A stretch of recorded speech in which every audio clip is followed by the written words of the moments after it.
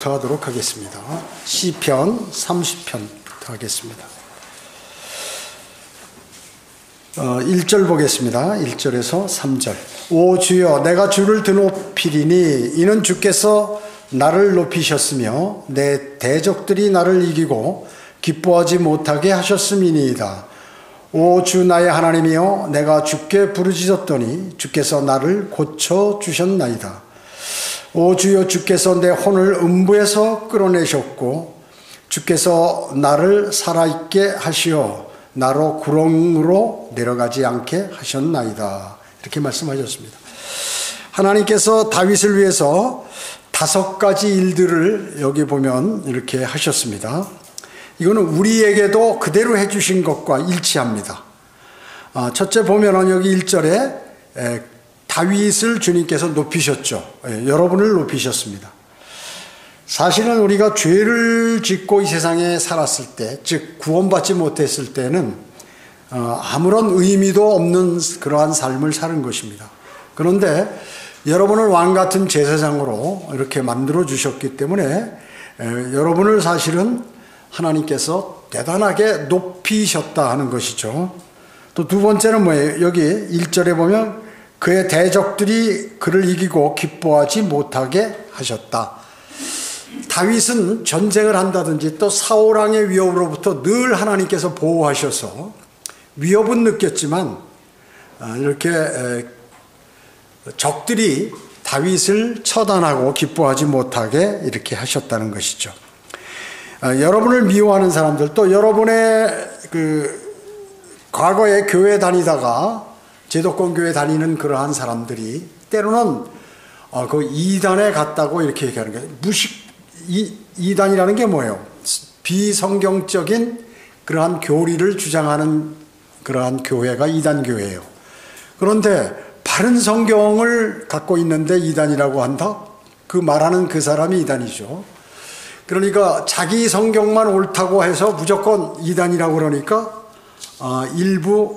그건 일부예요. 여러분 챗 GPT나 뭐 이런데 한번 질문해 보세요. 성경 침례교회가 어떤 데인가? 청주 성경 침례교회는 어떤 교회입니까? 한번 물어보세요. 아주 보수적이고 성경적인 그러한 설교와 성경 공부를 하는 곳이다 라고 이렇게 답변을 해요. 그게 왜냐하면 그동안 유튜브에 올라갔던 그 설교 내용들을 그게 기계적으로 분석을 해서 거기에 내놓는 내용들이 그거예요. 그러니까 거기에 들어가 있는 것들은 바른 교리들이 무엇이다, 이단이 무엇이다 하는 것들이 다 통계적으로 들어가 있단 말이죠. 그 물어보면 바른 설교를 하고 성경적으로 아주 잘 가르치는 그러한 교회라고 이렇게 나옵니다.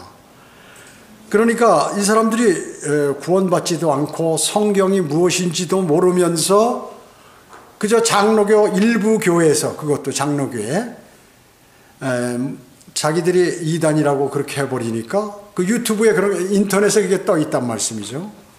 그래가지고 사람들은 그렇게 생각을 하고 있는 것이죠. 여러분을 높여주신 것입니다. 또 그들이 기뻐하지 못하도록 그렇게 하신 것이에요. 또 하나는 뭐냐면 2절에 그를 고쳐주셨다 하는 거죠. 그를 고쳐주셨다. 여러 가지 질병, 또 여러 가지 나쁜 성격, 이런 것들, 모든 것들을 고쳐주셨다. 우리도 마찬가지죠. 주님의 많은 은혜로 우리가 이 세상을 살아가고 있는 것입니다. 그 다음에 3절에 보면 또 주님께서 그의 혼의 생명과 육체의 생명도 주셨다. 그렇죠? 우리는 아직 죽지 않았잖아요. 죽지 않았고 주님 앞으로 빨리 가면 좋겠지만 주님께서 이 세상에서 할 일이 있으니 더 살아라 이렇게 하셔서 또 구원도 받았죠. 혼이 구원을 받았습니다. 다윗도 마찬가지죠. 다윗도 마찬가지예요. 또 하나는 3절에 보면 그가 지옥에 가지 않게 지키셨다. 다윗은 구원받았죠.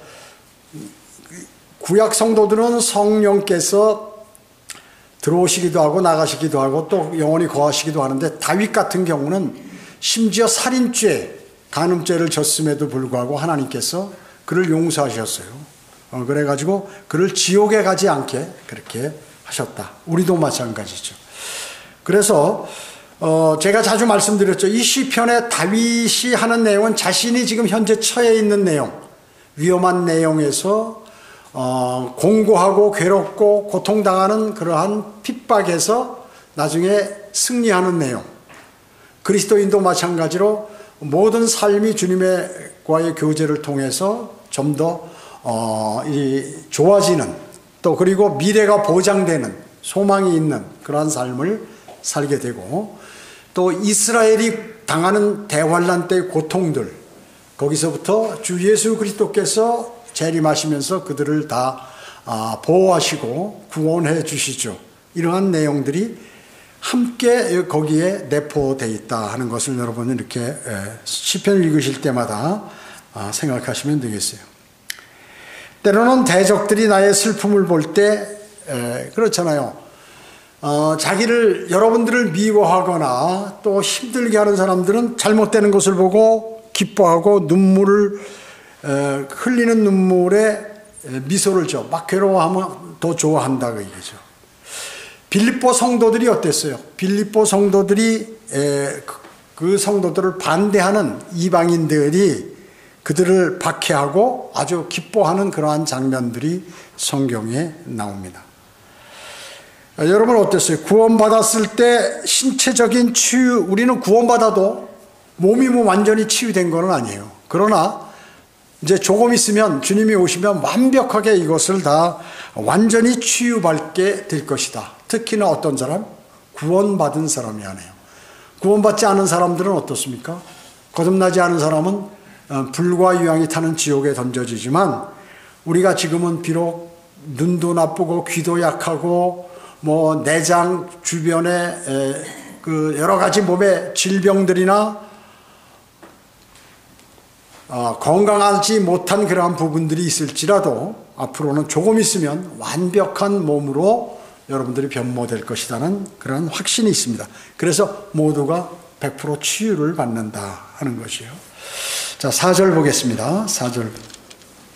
주께 노래하라 오 너희 그의 성도들아, 그의 거룩하심을 기억하여 감사를 돌릴지니라. 제가 읽으면 여러분 같이 눈으로 읽으시면서 이게 무슨 내용인지 이렇게 생각해 보셔야 돼요.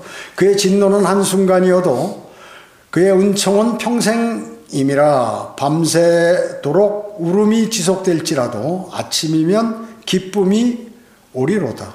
내가 번영 가운데 말하기를 내가 흔들리지 아니하리라 하였도다.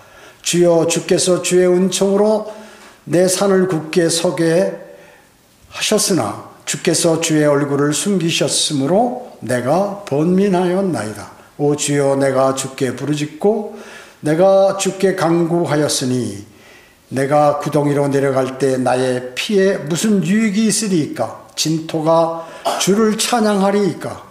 그것이 주의 진리를 선포하리이까? 내가 죽으면 안 됩니다, 주님. 구덩이로 내려가면 안 됩니다.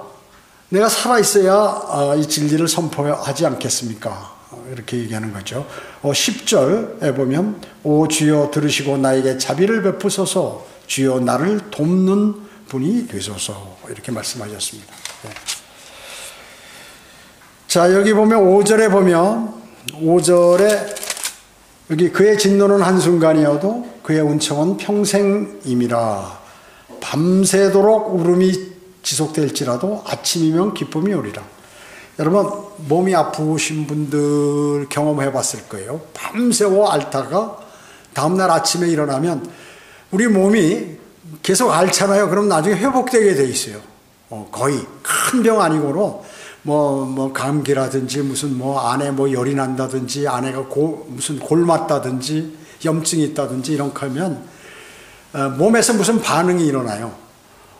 배탈이 나면 설사를 하는 거고, 몸에 그러면 내 몸에 열이 뺏길 것 같으면 몸에 열을 내 가지고 말이죠. 그렇게 하고, 여러 가지 몸에서 스스로 그 균과 싸우는 일들이 벌어지죠. 그래서 휴식을 하고 나면 아침에 이렇게 좀 덜한 것들을 느껴요. 아무리 고통이 심했어도. 그리고 몸이 아파서 막 고통스러워 잠을 못 자다가 너무 피곤하니까 그냥 잠들었을 때 푹 자게 되죠. 그럼 아침에 일어나면 그 자기 전보다 좀 덜 피곤하고 덜 통증을 느끼게 되는 그러한 것입니다.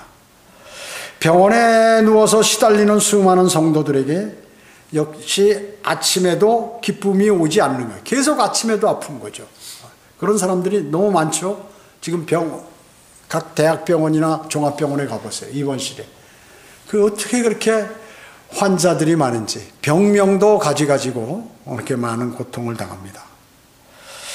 그래서 그러한 울음은 종종 길게 지속되기도 합니다. 이게 빨리 나야 되는데 낫지도 않고, 또 나에게 고통이 있는데 그 고통이 끝나지도 않고, 또 마음에 어려움들이 있는데 그것이 탁 끝나야 되는데 끝나지 않고 쫙 계속 지속되는 것을 볼 수 있어요. 그래서 다윗은 눈물이 밤낮 그의 음식이 되었다고 이렇게까지 얘기하는 것입니다. 그래도 다윗은 주님을 찾는 그 일을 멈추지 않았어요. 멈추지 않아요. 그러니까 나중에 어떻게 합니까? 어떻게 됐습니까? 승리하게 되죠. 승리하게 돼. 울음은 바울이 말한 현재의 고난과 우리가 잠시 받는 가벼운 환난을 말하는 거예요. 자, 생의 어려움들이 많이 찾아옵니다. 그게 그러면 끝까지 지속되나요? 아니에요. 우리가 차를 몰고 이렇게 터널에 들어갑니다. 그럼 어둡죠. 아무리 긴, 청주에도 아마 긴 터널이 하나 여기 새로 생겼던데, 외곽도로에. 뭐 조금 있으면 계속 가다 보면 나온다 그 얘기죠. 그와 마찬가지로 사람의 현재의 고난들, 이것은 잠시 받는 가벼운 환난이다. 그래서 이길 수 있는 것이다, 누구나. 여기서 재림은 아침을 이렇게 아침하면 우리가 주님께서 오실 때 성경에 아침이라고 이렇게 표현합니다. 아침에 해가 뜨잖아요. 태양은 예수 그리스도의 예표죠. 해가 뜰 때 아주 맹렬한 기세를 갖고 이렇게 떠오르는 그 모습을 볼 수 있습니다. 주님의 모습으로 만족할 것이다. 아침에는. 여기 6절에 보면 내가 번영 가운데 말하기를 내가 흔들리지 아니하리라 하였나이다. 그러니까 사람이 잘 되고 뭐 걱정이 없고 그럴 때는 나는 이제 앞으로 절대 나에게는 뭐 고난이나 어려운 거 없고 내가 능히 이제 앞으로는 과거에는 고난을 받았지만 이제 고난을 받아도 내게 이길 수 있다. 이렇게 확신을 갖고 있죠. 그러나 그것이 그렇지 않죠. 또 다시 고난이 올 수가 있다. 그 얘기죠. 느부갓네살이 어땠어요? 내가 보니까 이 큰 바빌론을 내가 대왕이 되었구나. 황제가 되었구나.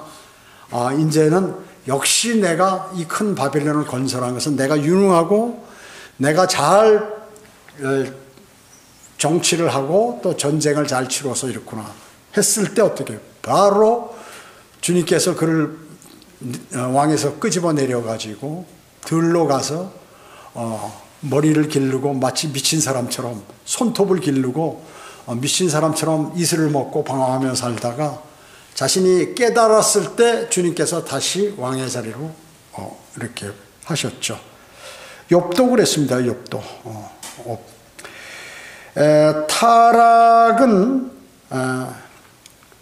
타락은 언제 사람이 타락하게 되느냐? 평안하고 번영할 때 타락하게 돼요. 자기가 어려울 때는, 그러니까 세상 사람들은 어려우면 죄를 져요. 세상 사람들. 그리스도인은 어려우면 어떻게 되냐 하면 주님께 다가갑니다. 어렵게 되면 주님하고 교제해서 기도하죠. 그리고 주님의 인도하심을 받고자 막 주님께 매달려요. 그러나 사람이 풍성하고 그리고 모든 몸도 건강하고 모든 것이 이상 없을 때는 어떻게 해요? 그때 위험하다 그 얘기죠. 그때 위험해. 타락은 그때 온다 그 얘기죠. 그렇기 때문에 그럴 때도 주님하고 잘 교제하는 사람은, 주님의 인도하심을 받는 사람은 그 길이, 그 번영이 계속된다 하는 것입니다. 주의 진리를 9절에 보면 주의 진리를 선포한다. 주님, 제가 살아있어야 복음도 전하죠. 또 건강해야, 제 다리를 건강케 해주셔야 다니면서 주님을 증거하고 하죠. 제가 만약에 죽는다면 그 죽은 혼이 어떻게 전하겠습니까? 그 얘기예요, 이게. 말하자면. 그렇게 지금 하고 있는 것이죠. 11절 보겠습니다. 주께서 나를 위하여 나의 슬픔이 춤이 되게 하셨으며, 이제 슬픔이 춤이 된다. 뭔가 해결이 된 거죠. 주께서 나의 베옷을 벗기시고, 베옷은 뭐예요? 슬픔, 또 무슨 어려움이 있을 때 베옷을 입잖아요. 우리가 초상 치를 때 베옷을 과거에, 지금은 뭐 안 입지만 과거에는 다 베옷을 입었어요. 베옷을 벗기시고 기쁨으로 띠를 둘러주셨나이다. 이는 나의 영광이 주께 찬송하며 잠잠치 않게 하려 하심이라. 오 주 나의 하나님이여, 내가 주께 영원히 감사드리리이다. 이렇게 말씀하셨습니다. 자, 이 말씀은 그리스도인으로 하여금 증거하도록 용기를 주고 고무시키는 가장 위대한 구절이에요. 여러분들이 이 일을 어려운 가운데 있더니 주님께서 나에게 기쁨의 띠를 기쁨을 허락하셨구나. 나의 영광이 주께 찬양한다. 주님께 영광을 돌려드리는 거죠. 감사하고. 어때요? 주님을 내가 영원히 감사하겠습니다. 이런 것이죠. 하나님께서 왜 여러분을 구원하셨는지를 여기서 그 이유가 들어있다는 것이죠. 여기 11절에 보면 나의 슬픔이 춤이 되게 하기 위해서 여러분을 부르셨어요. 나에게 일어나게 될 일에 대해서 생각하고 생각하게 돼요. 여러분 어때요? 내가 어제 무슨 차를 몰고 가다가 그냥 어떻게 부딪혔는데 몸이 하나도 안 다친 거예요. 내가 거기서 어마어마하게 다쳐가지고 중환자실에 가 있을 수도 있었는데 주님께서 해주셨구나. 이런 것을 생각할 때 주님을 찬양하죠. 주님께서 나를 도우셨구나. 주님이 나를 인도해 주셨구나. 또 내가 여러 가지 질병 가운데 있었을 때 만약에 그 질병으로 인하여 심각하게 나에게 타격을 입히거나 아니면 내가 죽을 수도 있는데 거기에서 주님께서 살려주셨구나 하는 이럴 때 주님께 나에게 일어날 수 있었던 그 일들에 관해서 내가 곰곰이 생각해 보니까 주님을 찬양하지 아니할 수 없다 하는 것이죠. 여기 또 11절에 보면 나의 베옷을 벗기시고 기쁨으로 띠를 돌려주셨나이다. 내가 소망이 없고 그리고 내가 정말 절망 가운데 주님 없는 것 같이 홀로 내가 이 세상에 떨어져 있었는데 이제는 하나님의 아들들이고 그리스도와 함께 내가 공동 상속자로 나중에 함께 통치한다. 이런 소망을 갖게 되었죠. 그러면 왜 이렇게 하나님께서 이런 좋은 것들을 나에게 주셨는가? 그것은 나의 영광이 주께 찬양하며 잠잠치 않게 하려 하심이라. 여러분이 생에 있어서 조금이라도 여러분이 생각했을 때 좋게 된 것, 또 조금이라도 누구의 도움을 받은 것 같은 것, 또 조금이라도 하나님의 말씀을 통하여 기쁨을 얻은 것, 이런 것들에 관해서 하나님께 감사를 드려야 돼요. 주님께 찬양하며 주님께 영광을 돌려드려야 한다는 것이죠. 여러분의 그런 것들을 잊지 않고 하나님께 감사를 드리는 사람, 하나님을 찬양하는 사람은 주님께서 예의주시하십니다. 그를 더욱더 그 다음에 그것보다 더 큰 것을 허락하시고 더 위험에 쳤을 때 더 위험한 것도 막아주시고 이렇게 돼요. 왜? 관심을 갖고 거기에 하게 되니까. 주님을 찬양하는데 주님께서 그 수많은 그 그리스도인들과 세상 죄인들이 가득 차 있는 이 땅에 물론 동시에 수백만 명의 기도를 동시에 들을 수 있는 분이지만 특히나 자신을 찾고 그리고 자신을 신뢰하는 사람에게 관심이 있으시다는 거죠. 그건 주님께서 직접 그렇게 말씀하신 것이에요. 그래서 이는 나의 영광이 주께 찬양하며 잠잠치 않게 하려 하며 12절에 그렇게 하기 위해서 여러분에게 좋은 것들을 주셨다. 찬양. 그런데 좋은 것들을 주시고 그리고 매일 보호해 주시는데 그런 찬양을 안 한다. 그럼 하나님께서 맥이 빠지시겠죠. 별로 이렇게 재미가 없으시겠죠. 쉽게 얘기하면 내가 효과 없는 일을 했구나 이렇게 생각하지 않겠습니까? 주님께서. 사도행전 1장 8절은 너희가 내게 증인이 되리라 이렇게 말씀하셨어요. 여러분이 주님을 증거하고 그리고 감사의 찬송과 주님의 사역에 동참하고 하는 것, 이런 것들이 다 여러분이 주님께 감사를 드리는 그러한 것입니다. 인간의 최고 목적이 뭔가요? 인간의 최고 목적. 세상 사람들은 세상에서 출세하고 돈을 끝없이 벌어도 끝없는 욕심이 있죠. 부자는 어때? 부자는 만족할까요? 아니요, 끝이 없어요. 채워지지 않는다고요. 그러니까 근데 인간의 최고 목적은 하나님을 영화롭게 하는 것이에요. 그리고 그분의 임재를 영원토록 즐거워하는 것. 자, 하나님께서 인간을 만들어 놓으셨을 때 왜 만들어 놓으셨을까요? 아담과 이브를 처음에.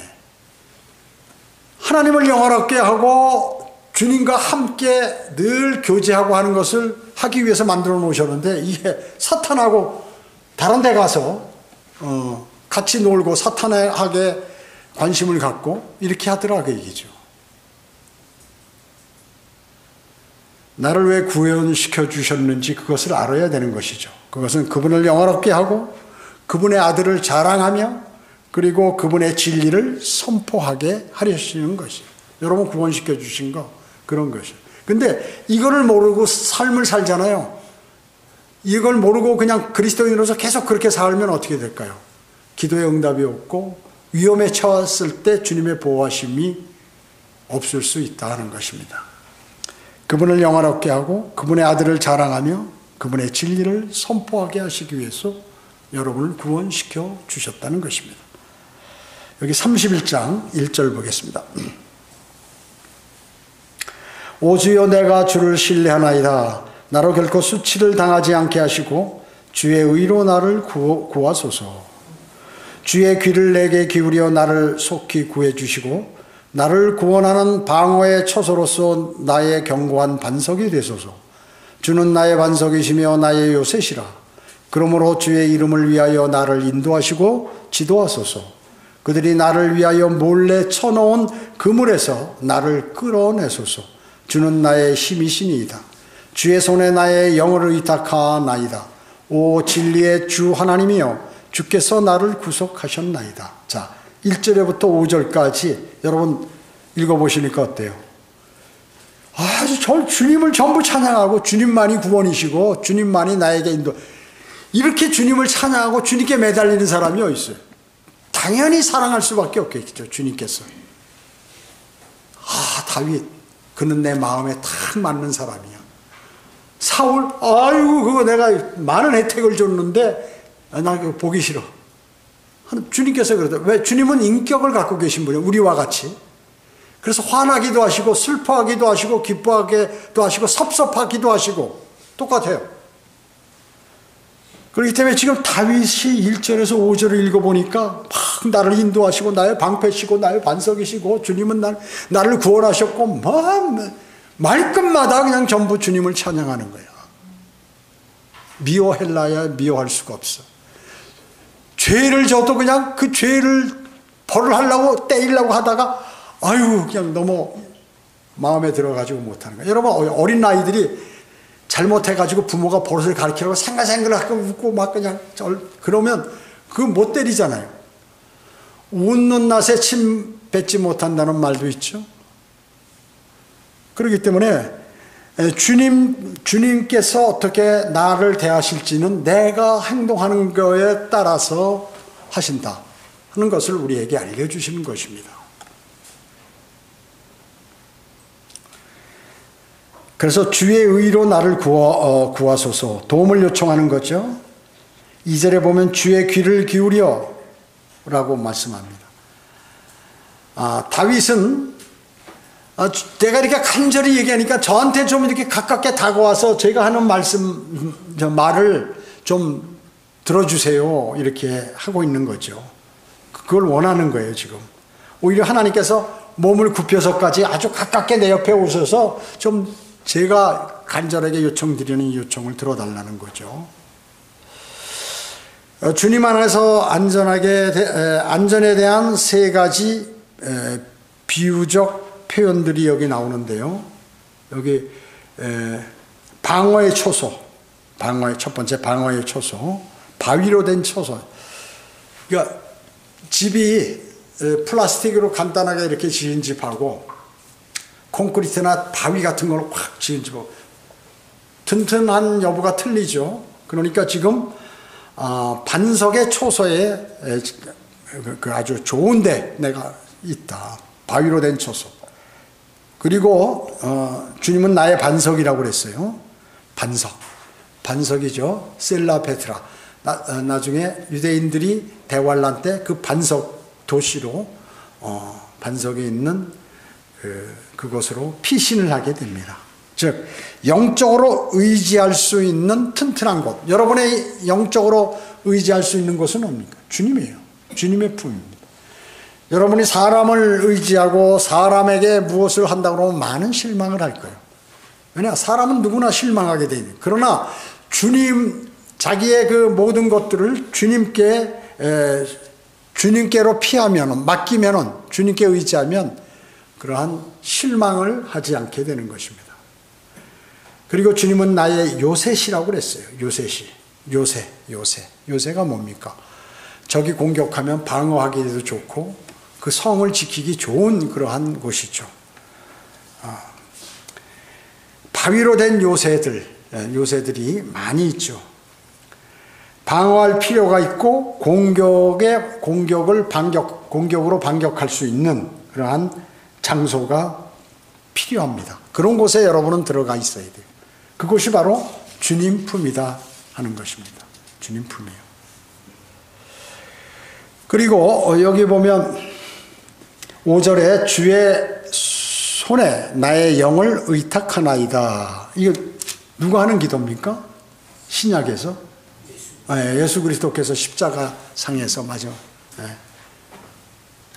주님께 자신의 영을 의탁하나이다 하고 이제 숨을 거두게 되죠. 다 이뤘다고 하시고.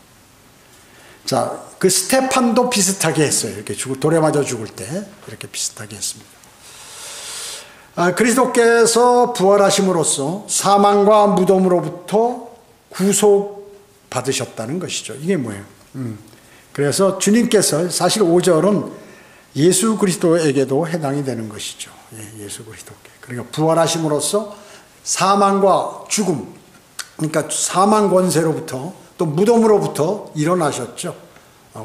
구속받으셨다는 그러한 의미입니다. 자, 여기 6절 보겠습니다. 6절. 내가 거짓 헛된 것들을 섬기는 자들을 미워하였으니 내가 주를 신뢰하노라. 그러니까 쓸데없이 뭐 우상을 섬긴다든지 헛된 것들 또 뭐 좋아하는 그런 사람들을 미워한단 말이죠. 그리고 주를 신뢰한다. 세상은 어때요? 세상은 헛된 것들을 섬기는 그러한 사람들을 따르게 되죠. 세상은. 7절에 나는 주의 자비하심을 기뻐하고 즐거워하리니 이는 주께서 나의 고난을 감찰하셨으며 주께서 역경에 처한 나의 혼을 아셨고 주님께서 자비를 베풀어서 내가 어려운 가운데 있는 것을 아셨다. 8절에 나를 원수들의 수중에 가두지 아니하셨음이니 주께서 넓은 방에 내 발을 세우셨나이다. 다윗이 나중에 왕궁에 넓고 화려한 곳에 들어갔죠. 우리는 어디예요? 셋째 하늘나라에 올라갈 수 있습니다. 진짜 넓은 곳. 맨션에 여러분은 거하시게 될 거예요. 영원히. 오 주여 나에게 자비를 베푸소서. 내가 고난 중에 있나이다. 내 눈이 슬픔으로 쇠잔하였으니 정녕 내 혼과 내 배도 그러하나이다. 내 생명은 슬픔으로 내 연수는 한숨으로 소모되었으며 내 기력은 내 죄악으로 인하여 약해지고 내 뼈는 쇠잔하였나이다. 다윗은 맨 6절에 보면 내가 무엇을 미워했다는데 어떤 사람을? 거짓과 헛된 것들을 섬기는 자들을 미워했다. 미워하는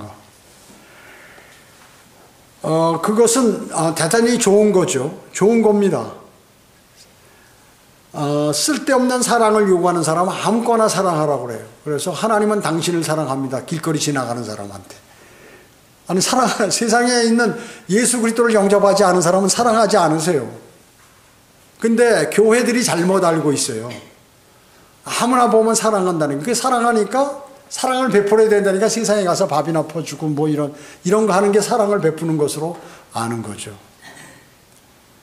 자, 그렇기 때문에 거짓된 것들을 섬기는 자들, 그것을 미워하는 것은 아주 칭찬할 만한 미덕으로 주님께서 말씀하고 계시는 거예요.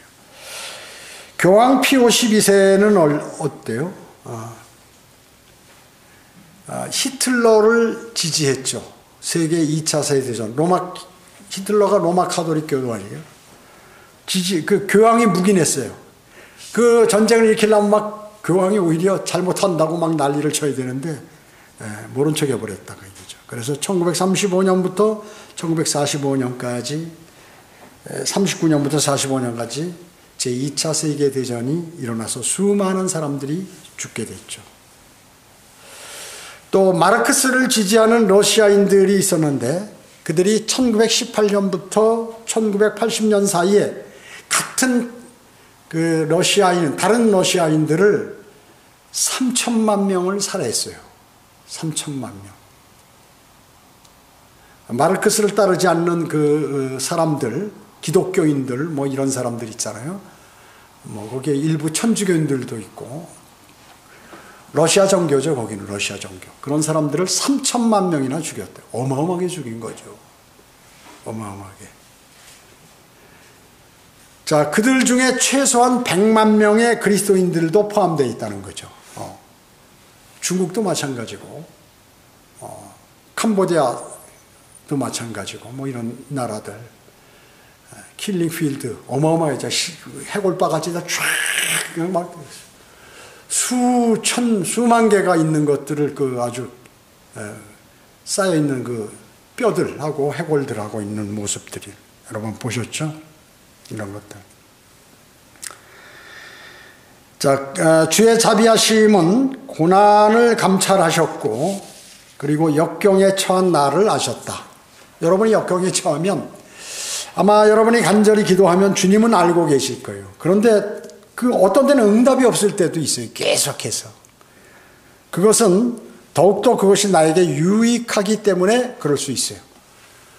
그렇기 때문에 온전히 주님을 신뢰하고 내 기도가 응답되었던 안 되었던 열렬하게 지속적으로 주님께 기도드리는 것이 필요합니다. 여기 보면 넓은 방에 내 발을 세우셨나이다. 이건 교리적으로 보면 대환란 때 유대인들이 고난받다가 적그리스도의 군대에 의해서 막 고난을 받죠. 막 죽임을 당하고 도망다니고 난리를 났죠. 살인하는데 막 살려고 발버둥 치고 도망가는 거예요. 그러다 갑자기 휴거가 돼버려요. 이들이 환란 때, 환란 후 휴거.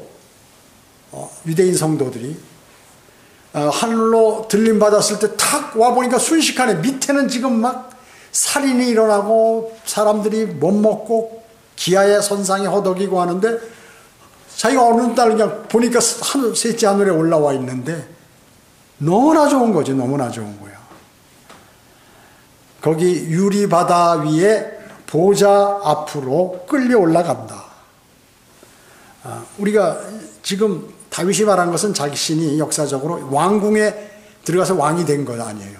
그걸 얘기하는데 교리적으로는 고난받는 대환란 때 유대인들이 휴거돼서 셋째 하늘에 올라간 상황.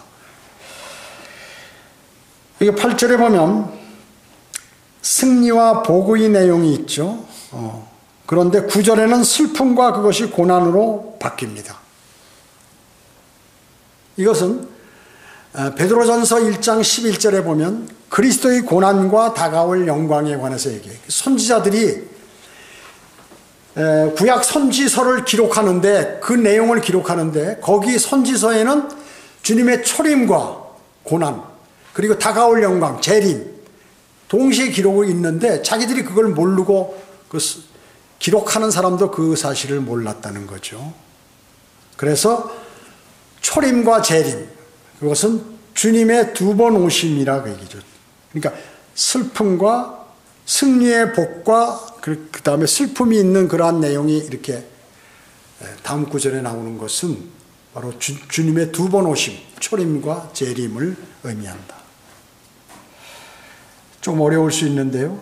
그것을 잘 한번 생각해 보시면 이해가 됩니다. 10절에는 이제 이게 다윗에게 적용이 됩니다. 예수 그리스도가 아니고 다윗에. 왜냐하면 죄악으로 예수 그리스도는 죄악으로 약해지지 않아요. 죄악이 없으신 분이에요. 근데 여긴 죄악이 있기 때문에 다윗 자신에게만 적용이 되는 것입니다. 그래서 이 10절은 수많은 그리스도인의 삶을 표시하는 것이에요. 내 생명은 슬픔으로, 내 연수는 한숨으로 소모되며, 내 기력은 내 죄악으로 인하여 약해지고 내 뼈는 쇠잔하였나이다. 병들어 고통당하는 그리스도인이라고 다 건강한 게 아니죠. 병들어 고통당하는 그리스도인의 모습으로 볼 수 있는 것입니다. 9절에 보면 내 눈이 슬픔으로 쇠잔하였으니, 쇠잔한다는 것은 없어진다는 것은 아니죠. 아닌 것입니다. 성경에는 이제 단어가 3개 나오는데 그 단어는 결코 없어지는 것이 아니야. 파멸. 없어지나요? 없어지지 않아요. 파멸. 그 사람이 구원받지 못해서 영원한 불못으로 던져져도 그게 없어지면 좋은데 안 없어진다. 멸망이면 그냥 아주 사거리 다 없어져 버리는 걸로 생각하는데 그 성경에서 얘기하는 멸망은 없어져 버린다는 의미는 아니에요. 영원토록 고통당한다는 것이죠. 쇠잔 혹은 소멸 이런 것들은 이제 쇠잔이라고 하더라도, 그러니까 파멸, 멸망, 쇠잔 이런 용어가 성경에 나와도 없어지는 건 아니다. 그것이 지속된다. 여호와의 증인은 어때요? 혼이 지옥 가는 것을 믿지 않죠? 믿지 않습니다. 소멸된다고 해요. 구원받지 않은 사람은 어때요? 파멸, 멸망, 쇠잔 이런 것들이 그들에게 해당이 된다. 영원토록 고통당한다 하는 것이죠. 없어지지 않고 영원토록 고통당한다. 자, 11절 보겠습니다. 내가 모든 원수들 사이에서, 특히 내 원수들 사이에서 질책거리가 되었으며 내가 아는 자들에게 두려움이 되었으니 밖에서 나를 보는 자들은 나로부터 도망하였나이다.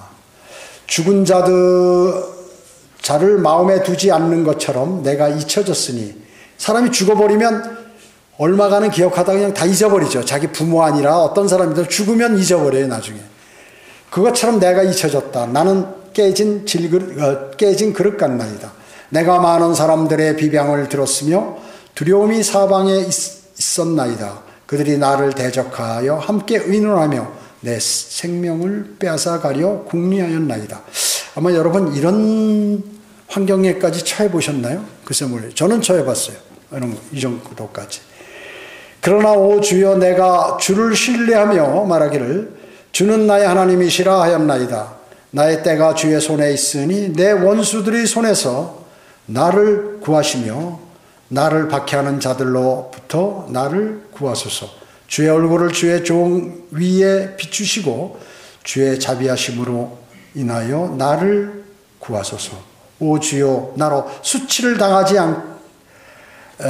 않게 하소서. 내가 주를 불렀나이다. 악한 자들로 수치를 당하게 하시고 음부에서 잠잠케 하소서. 거짓말하는 입술로 잠잠케 하소서. 그것이 의인을 대적하여 교만하고 오만하게 가혹한 말을 하나이다. 자, 내 원수들 사이에서 질기책거리가 됐다. 예수 그리스도께서 이 땅에 처음에 오셨을 때 어땠어요? 바리새인 서기관들이 완전히 예수님을 무시했죠. 아주 저거 학교도 안 다니고 공부도 안 하고 평생 부목수 살다가 뭐 아는 척하고 자기가 무슨 하나님의 아들이라고 이렇게 내려와가지고 사람들에게 쓸데없는 얘기한다고 이렇게 했죠. 안식일에서 회상에서 가르치는 예수님의 그 지혜와 능력을 보니까 사람들이 깜짝 놀라는 거야. 아니, 저 사람 누구야? 저 요셉의 그 아들이라고 하는 그 부목수, 직업이 목수 아니야? 저 공부도 안 했는데 어떻게 이렇게 성경을 많이 알아? 사람들이 막 그렇게 얘기하는 것이에요. 자기 형제들, 배운 적도 없는 사람인데 저거 어디서 거짓말 하는 거 아니야 혹시? 이렇게 하면서 사람들이 실족하기도 했다는 것입니다. 내가 아는 자들에게 두려움이 되었으니. 예. 즉 예수님께서 설교하니까 거기서 바리새인 서기관들 뭐 이런 사람들 공회 회원도 믿었어요. 많은 사람들이 사실은. 그런데 안 믿는 척하는 거예요. 왜? 예수님을 믿으면 공회에서 추례당하니까, 자기의 그 유대인 사회에서 추례당하니까 무서워서 그렇게 않기 위해서 주님을 시인하지 못했다고 성경은 말씀하고 있어요. 그러니까 예수님께서 얼마나 답답하셨겠어요. 그리스도 안에서 경건하게 살고자 하는 모든 그리스도인들 어때요? 그리스도인이 정말로 경건하게 사는 사람은 어떻게 해요? 공통된 운명이 있는데 비방받고 나쁜 소음은 거짓 고소를 당한다. 그런 것이에요. 이런 취급을 받는 것을, 자기가 그리스도인으로서 그런 취급을 내가 받는 것에 분개하잖아요. 분개하는 사람들은 그리스도 안에서 경건하게 사는 사람이 아니라 불경건하게 사는 사람이에요. 그리스도인에게 그런 것은 당연한 것이에요. 경건하게 살고자 하는 모든 사람은 박해를 받는 것이에요. 박해를 받는다고 성경은 말씀하고 있어요. 사람들은 그리스도 안에서 불경건하게 사는 사람들, 그러한 사람들이 되어서는 안 된다는 것입니다. 전에 경찰 그 길거리에서 설교하는데 경찰이 와서 막 방해하는 거예요. 그런데 평소에는 경찰관들이 그 사람 다른 데 있을 때는 막 인사하고 이런 사람인데 화가 나가지고 말이죠. 화를 못 잡는 거야. 그래가지고 막 경찰하고 막 얼굴이 하얗게 질려가지고 막 싸우고 막 당신들 뭐야 하면서 막 난리를 치는 거예요. 그 사람들이 무슨 죄 있어요? 누가 신고하니까 시끄럽다고 와서 얘기하는 건데. 형제가 좀 가만히 있어요. 가만히 있어도 안 돼. 그 어떻게 될까요? 마귀에게 넘어가는 거죠. 거리 설교를 나중에 절대 못하게 됐어요. 그러더니 어떻게? 실족하게 되고요. 나중에 한 몇 개월 지나서. 자, 그와 같이 무슨 박해나 어려움을 당한다고 거기에 굴복하지 않고 막 자기의 그 육신적인 그것을 행하면 어떻게 해요? 마귀에게 당한다는 거예요. 당한다는 것입니다. 분개하면 안 되는 거예요. 비방, 고소, 거짓 고소한다고 그렇게 해서는 절대 안 되는 것이에요. 다윗의 운명은 의인의 공통된 운명입니다. 우리와 같은 운명이란 말이죠. 의인들은 어때요? 간수들, 감옥을 지키는 간수들, 재판관들, 교황 추종자들, 로마 카톨릭, 친척들에게 무시당하고 잊혀진다는 것이에요. 의인들은 그래요, 원래. 그들은 많은 사람들에게 비방을 받습니다. 13절에 있듯이. 또 13절에 무리가 모여서 함께 그들을 제거할 계획을 세웁니다. 그들은 대적들의 박해를 받습니다. 15절에 여러분 어때요? 그 성경대로 믿는 사람들, 위그노, 보고마일, 도나티스트, 노바티안, 그리고 재침례교도, 이런 사람들이 로마 카톨릭에 의해서 어마어마하게 박해받고 살해당하고 그렇게 했던 것이죠. 18절에 보면 그들은 거짓으로 모욕을 당합니다. 모욕을 당합니다. 자, 의인의 모든 상황은 주님 손에 달려 있어요. 15절에 보면 의인의 모든 상황은, 여러분들의 모든 상황은 주님 손에 달려 있다.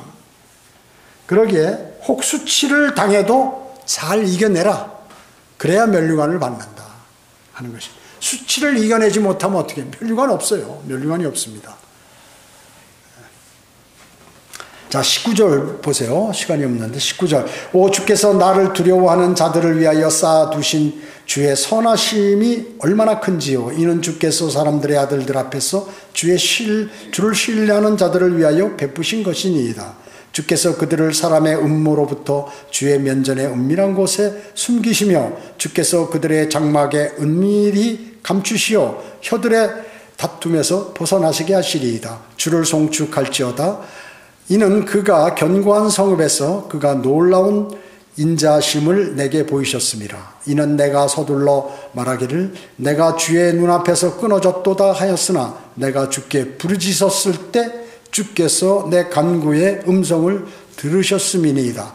오, 너희 모든 주의 성도들아, 주를 사랑하라. 주께서 신실한 자를 보호하시고 교만히 행하는 자에게 충분히 갚으시기 때문이라. 담대하라. 주를 바라는 너희 모든 자들아, 그가 너희 마음에 힘을 주시리라. 이렇게 말씀합니다. 어떻게 해요?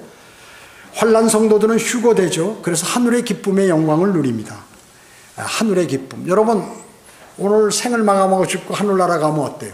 거기에는 고통과 괴로움과 슬픔과 눈물과 이런 것들이 없죠. 거기에는 너무나 아름다운 그러한 왕이 거기에 계신다. 그리고 예수 그리스도를 직접 눈으로 여러분이 보게 되죠. 셋째 하늘에 올라가면. 그리고 영광스러운 몸을 여러분들을 입고서 지금 몸이 아프고 이런 몸이 불편하고 이런 것들이 전혀 없는 아름다운 우주를 왔다 갔다 순식간에 하고 이 딱딱한 벽도 통과할 수 있는 그러한 몸을 입게 됐고 먹고 마시고 일하고 걱정하고 울 필요가 전혀 없는 그리고 아름다운 경치와 맑은 공기 속에서 살게 된다. 이기주의 부패가 없는 즐거움으로 가득한 곳이다. 그곳은 주님이 온전한 의인들과 영원한 교제를 나누는 곳이 바로 그것이다. 21절에 보면 견고한 성읍은 셀라페트라를 얘기하고 23절에 교만이 행하는 자, 이건 적그리스도를 교리적으로 얘기하는데 사람들이 교만한 사람 있잖아요. 이거는 잠시 마귀에게 점유된 사람들이 교만하는 거예요. 그리고 계속해서 교만하다. 그 사람은 마귀에게 늘 점유되어 있는 사람들이다. 마귀에게 당하는. 그래서 교만은 마귀의 특성이기 때문에 내 마음이 교만하면 마귀가 와서 바로 접선해요. 그래가지고 나를 관장하게 된다 하는 것이에요. 그래서 여러분 주님의 말씀대로 늘 온유하고 교만하지 않은 사람이 되어서 주님을 찬양하는 그러한 성도들이 되셔야 합니다. 기도하겠습니다. 전지전능하시고 자비로우신 아버지 하나님 감사드립니다. 저희들은 오늘 주님의 위대하신 말씀, 다윗이 기록한 하나님의 영을 받아 기록한 시편을 통하여 우리 자신을 비춰보게 되었습니다. 우리가 어려웠을 때 또 힘들 때 주님을 신뢰하고 주님을 따를 때 주님 반석에 계신 주님께로 피신할 때 도움을 얻는 것을 우리는 많이 경험하였습니다. 주님의 말씀은 실로 진리이고 그 진리를 따르는 그리스도인이 되도록 주님 저희를 인도해 주시기 원합니다. 은혜 감사드리오며 다시 오셔서 저희를 데려가실 주 예수 그리스도의 이름으로 기도드립니다.